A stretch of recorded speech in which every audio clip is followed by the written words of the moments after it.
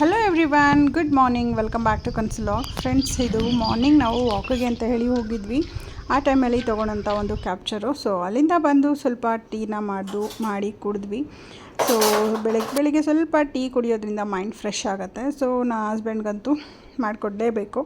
So ನಾನು ಮಾಡಿಕೊಟ್ಟಿಲ್ಲ ಅಂದ್ರೂ ಅವ್ರು ಮಾಡ್ಕೊಂಡು ಕುಡಿತಾರೆ. ಸೊ ಹಾಗಾಗಿ ಅವರು ಟೀನ ಎಷ್ಟು ಎಂಜಾಯ್ ಮಾಡ್ಕೊಂಡು ಕುಡಿತಾರೆ ಅನ್ನೋದನ್ನು ಈ ವಿಡಿಯೋದಲ್ಲಿ ನೀವು ನೋಡಿದ್ರೆ ನಿಜವಾಗ್ಲೂ ನಗ್ತೀರಾ. ಸೊ ಒಳ್ಳೆ ಚಿಕ್ಕ ಮಕ್ಳ ಥರ ಯಾವ ಥರ ಕೂತ್ಕೊಂಡು ಕುಡಿತಿದ್ದಾರೆ ನೋಡಿ. ಸೊ ಅದಾದ ನಂತರ ನಾನು ಟೀ ಎಲ್ಲ ಕುಡಿದು ಮತ್ತೆ ಟಿಫನ್ಗೆ ರೆಡಿ ಮಾಡ್ಕೊಳ್ಳೋಣ ಅಂತ ಹೇಳಿ ರೆಡಿ ಮಾಡ್ಕೊಳ್ತಿದ್ದೆ. ಸೊ ಏನಪ್ಪ ಇವಾಗ ಟಿಫನ್ಗೆ ಅಂತ ಅಂದರೆ ನೀವು ನೋಡ್ತಿದ್ರೆ ಗೊತ್ತಾಗೋಗ್ಬಿಟ್ಟಿರತ್ತೆ, ಇಡ್ಲಿ. ಸೊ ತುಂಬ ದಿನ ಆಗಿತ್ತು ನಮ್ಮನೇಲಿ ಇಡ್ಲಿ ಮಾಡಿ. ಸರಿ ಅಂತ ಹೇಳಿಬಿಟ್ಟು ಇಡ್ಲಿಗೆ ರುಬ್ಬಿಟ್ಟಿದ್ನಲ್ವ, ಚೆನ್ನಾಗಿ ಹುಬ್ಬಿ ಬಂದಿತ್ತು ಹಿಟ್ಟು. ಸರಿ ಅಂತ ಹೇಳಿಬಿಟ್ಟು ಅದನ್ನು ಈ ಥರ ಇಡ್ಲಿ ಪಾತ್ರೆಗೆಲ್ಲ ಹಾಕಿ, ಸೊ ಇಡ್ಲಿ ಪಾತ್ರೆಗೆ ಇಟ್ಬಿಟ್ಟು ಬೇಯಲಿಕ್ಕೆ ಅಂತ ಹೇಳಿ ಇಟ್ಟೆ ನಾನು. ಇಟ್ಟಾದಮೇಲೆ ನೋಡಿ ಯಾವ ರೀತಿ ಸ್ಪಾಂಜಿಯಾಗಿ ಇಡ್ಲಿ ಆಗಿದೆ ಅಂತ. ತುಂಬಾ ಸಾಫ್ಟಾಗಿ ತುಂಬಾ ಚೆನ್ನಾಗಾಗಿತ್ತು. ಸರಿ ಅಂತ ಹೇಳಿಬಿಟ್ಟು ಗೌತಮಗೆ ಮಾತ್ರ ಲಾಂಗ್ ಬ್ರೇಕ್ ಇದ್ದಿದ್ದು, ಅವನ ಬಾಕ್ಸ್ನ ಮಾತ್ರ ನಾನು ಪ್ಯಾಕ್ ಮಾಡ್ತಾಯಿದ್ದೀನಿ. ಸೊ ವಾಟರ್ ಬಾಟಲ್ ಬಾಕ್ಸ್ನೆಲ್ಲ ಪ್ಯಾಕ್ ಮಾಡಿದಾದಮೇಲೆ ನನಗೆ 2 ಸಾರಿ ಪ್ರಿಪ್ಲೀಟಿಂಗಿಗೆ ಬಂದಿತ್ತು.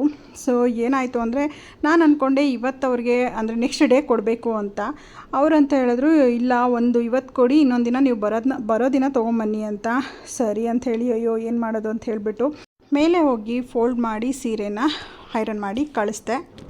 ಗೈಸ್, ಇವಾಗ ಟಿಫನ್ ಎಲ್ಲ ಮುಗೀತು. ಮತ್ತು ನಾನು ಅರ್ಜೆಂಟ್ ಇತ್ತಲ್ವಾ, ಏನೋ ಒಂದು ಸಾರಿ ಅದನ್ನು ಪ್ರಿಪ್ಲೇಟ್ ಮಾಡಿ ಕೊಟ್ಟು ಕಳಿಸ್ದೆ. ಸೊ ಇವಾಗ ಮತ್ತೆ ಟಿಫನ್ನು ಮೊಟ್ಟನು ತಿಂದು ಅವನೇನೋ ಕೂತ್ಕೊಂಡು ಹೋಮ್ವರ್ಕ್ ಮಾಡ್ತಿದ್ದಾನೆ. ನಂದು ಸಹ ಟಿಫನ್ ಆಯಿತು. ಸೊ ಆ್ಯಸ್ ಯೂಶುವಲ್ ನೀವು ನೋಡಿದ್ರಾ, ಇಡ್ಲಿ ಮತ್ತು ಚಟ್ನಿ ಮಾಡಿದ್ದೀನಿ ಟಿಫನ್ಗೆ.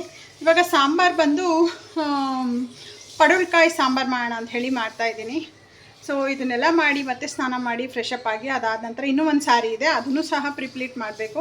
ಸೊ ಬಾಕ್ಸ್ ಫೋಲ್ಡಿಂಗ್ ಮಾಡಿ ನಾಳೆ ಮೇಕಪ್ ಇದೆಯಲ್ಲ ಅವಾಗೆ ತೊಗೊಂಡು ಹೋಗಬೇಕು. ಸೊ ಬನ್ನಿ ಇವಾಗ ಸಾಂಬಾರು ಯಾವ ರೀತಿ ಮಾಡೋದು ಅಂತ ನೋಡೋಣ. ತುಂಬ ಲಾಗ್ ಮಾಡಲ್ಲ. ಸೊ ಬನ್ನಿ ಸ್ಟಾರ್ಟ್ ಮಾಡೋಣ.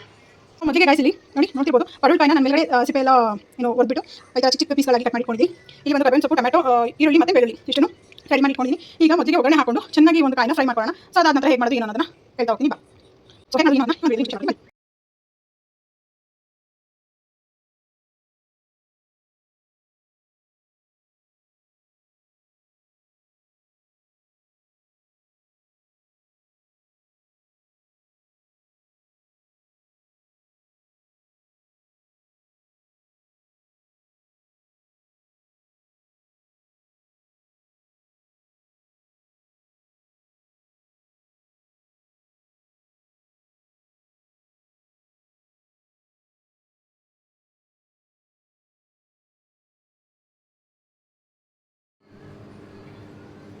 ಸೊ ಗೈಸ್, ಇವಾಗ ಸಾಂಬಾರೆಲ್ಲ ರೆಡಿ ಇದೆ. ಇವಾಗ ನೆಕ್ಸ್ಟ್ ಏನು ಕೆಲಸ ಅಂತ ಹೇಳಿದ್ರೆ, ಸಾರಿ ಪ್ರಿಪ್ಲೀಟಿಂಗ್ ಕೊಟ್ಟಿದ್ರಲ್ವ, ಒಂದನ್ನು ಮಾತ್ರ ಅರಿಬೆರೆಯಲ್ಲಿ ಬೆಳಗ್ಗೆ ಮಾಡಿ ಮುಗಿಸ್ಕೊಟ್ಟೆ. ಸೊ ಇವಾಗ ಇನ್ನೂ ಒಂದಿದೆ, ಅದನ್ನು ನಾಳೆ ತೊಗೊಂಡು ಹೋಗಬೇಕು. ಅದಕ್ಕೋಸ್ಕರ ಇವಾಗ ಅದನ್ನು ಪ್ಲೀಟಿಂಗ್ ಮಾಡಿ ಎತ್ತಿಡೋಣ. ಸೊ ನಾನು ಯಾವ ರೀತಿ ಮಾಡ್ತೀನಿ ಏನೋ ಅನ್ನೋದನ್ನು ಈ ಒಂದು ವಿಡಿಯೋದಲ್ಲಿ ನಿಮ್ಮ ಜೊತೆ ಶೇರ್ ಮಾಡ್ಕೊಳ್ತೀನಿ. ಸೊ ಈ ಒಂದು ವಿಡಿಯೋ ನಿಮಗೆ ಸ್ವಲ್ಪ ಆದರೂ ಇಷ್ಟ ಆದರೆ ಪ್ಲೀಸ್ ಲೈಕ್, ಶೇರ್, ಕಮೆಂಟ್ ಮಾಡಿ. ಜೊತೆಗೆ ಯಾರೆಲ್ಲ ನನ್ನ ಚಾನಲ್ನ ಹೊಸದಾಗಿ ನೋಡ್ತೀರಾ ಪ್ಲೀಸ್ ಸಬ್ಸ್ಕ್ರೈಬ್ ಮಾಡ್ಕೊಂಡು ಸಪೋರ್ಟ್ ಮಾಡಿ. ಓಕೆನಾ? ಸೊ ಹಾಗಾದರೆ ಯಾಕೆ ತಡ ಮಾಡೋದು, ಬನ್ನಿ ಇವಾಗ ಯಾವ ರೀತಿ ಮಾಡೋದು ಏನು ಅನ್ನೋದನ್ನ ನೋಡೋಣ.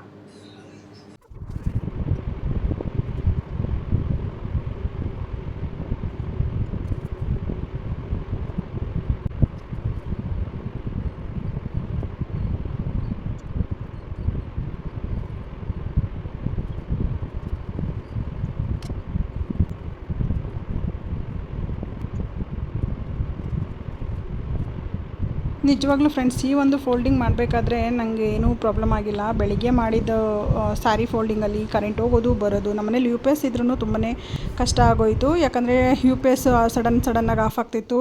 ಅಟ್ ಎ ಟೈಮ್ ಏನು ಫ್ಯಾನು ಎಲ್ಲ ಓಡ್ತಾ ಇದ್ದಿದ್ದರಿಂದ ಮಕ್ಕಳು ಎಲ್ಲರೂ ಮನೇಲೇ ಇದ್ರಲ್ವ. ಸೊ ಹಾಗಾಗಿ ಅವತ್ತೊಂದು ದಿನ ತುಂಬಾ ರಿಸ್ಕ್ ಅನ್ನಿಸ್ತು. ಸೊ ಆದಮೇಲೆ ನಾವು ಎಲ್ಲಿಗೆ ಹೋಗ್ತಾಯಿದ್ದೀವಿ ಅಂತ ಹೇಳಿದ್ರೆ, ಸೊ ನನ್ನ ಹಸ್ಬೆಂಡ್ಗೆ ಗಾಡಿನ ನೋಡ್ಕೊಂಡು ಬರೋಣ ಅಂತ ಹೇಳಿಬಿಟ್ಟು ಹೋಗ್ತಾ ಇದ್ವಿ. ಈ ಒಂದು ಶೋರೂಮಲ್ಲಿ ಯಾವ ಗಾಡಿ ತೊಗೊಂಡ್ವಿ ಏನೋ ಅನ್ನೋದನ್ನು ಮುಂದಿನ ವ್ಲಾಗಲ್ಲಿ ಶೇರ್ ಮಾಡ್ಕೊಳ್ತೀನಿ. ಸೊ ಬನ್ನಿ ಇವಾಗ ಯಾವುದನ್ನೆಲ್ಲ ನೋಡ್ತೀವಿ ಏನೋ ಅನ್ನೋದನ್ನು ನಿಮ್ಮ ಜೊತೆ ಶೇರ್ ಮಾಡ್ಕೊಳ್ತೀನಿ. ಓಕೆನಾ?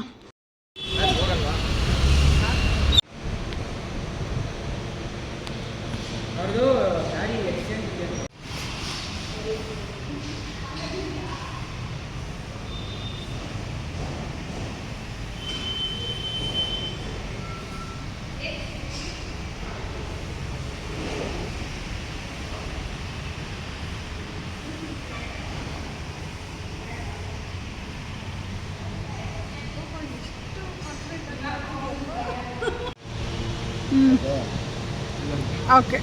ಆ್ಯಕ್ಚುಲಿ ನಾವು ಜಸ್ಟ್ ಬೈಕ್ನ ನೋಡೋಣ ಅಂತ ಹೇಳಿ ಹೋಗಿದ್ದು.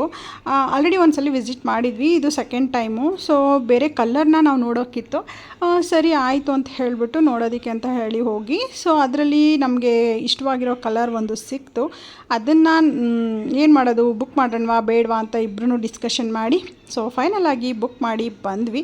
ಬಟ್ ಯಾವುದು ಏನು ಅನ್ನೋದನ್ನು ನೆಕ್ಸ್ಟು ಮುಂದಿನ ಒಂದು ವಿಡಿಯೋದಲ್ಲಿ ನಿಮ್ಮ ಜೊತೆ ಶೇರ್ ಮಾಡ್ಕೊಳ್ತೀನಿ.